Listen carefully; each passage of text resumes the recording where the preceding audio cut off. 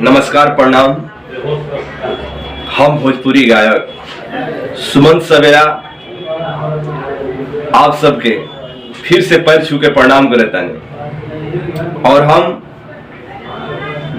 हमरा जान के बड़ा खुशी होता कि फलाना जी इंटरटेनमेंट से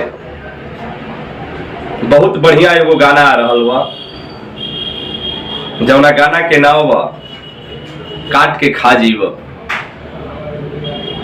और जेकर गायक बानी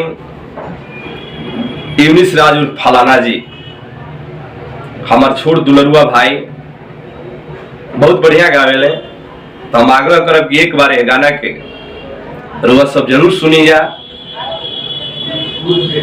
लाइक कमेंट और ज्यादा से ज्यादा शेयर करें।